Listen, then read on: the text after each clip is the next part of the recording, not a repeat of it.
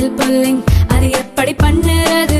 காலையில் எழுந்ததும் எதுவும் சாப்பிடாமல் இதயம் வளத்தை வாயில ஊத்தி நல்லா கொப்பளிக்கணும், அப்புறம் அதை துப்பிடணும். இதுதான் ஆயில் புல்லிங்.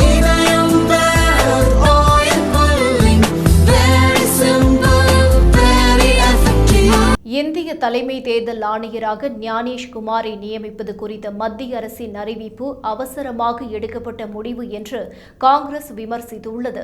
மேலும் தேர்தல் ஆணையரை பரிந்துரைக்கும் குழு குறித்த உச்சநீதிமன்றத்தின் விசாரணையை தவிர்க்கவே பாஜக தலைமையிலான அரசு ஆர்வமாக உள்ளது என்று விமர்சித்துள்ளது. இதுகுறித்து சமூக வலைதளத்தில் பதிவிட்டுள்ள காங்கிரஸ் பொதுச் செயலாளர் KC வேணுகோபால், நள்ளிரவில் புதிய தலைமை தேர்தல் ஆணையரை மத்திய அரசு அறிவித்துள்ளது அரசமைப்பின் புனிதத்துக்கு எதிரானது. தேர்தல் நடைமுறைகள் நியாயமானதாக இருக்க தலைமை தேர்தல் ஆணையர் பாரபட்சமற்றவராக இருக்க வேண்டும் என பல வழக்குகளில் உச்சநீதிமன்றம் வலியுறுத்தியுள்ளது. திருத்தப்பட்ட சட்டத்தின்படி தலைமை தேர்தல் ஆணையரை நியமனம் செய்யும் குழுவிலிருந்து உச்சநீதிமன்ற தலைமை நீதிபதி நீக்கப்பட்டுள்ள நிலையில் தலைமை தேர்தல் ஆணையரை தேர்ந்தெடுப்பதற்கு முன்பு பிப்ரவரி 19ஆம் தேதி உச்சநீதிமன்ற விசாரணை வரைக்கும் மத்திய அரசு காத்திருக்க வேண்டும் என்று தெரிவித்தார்.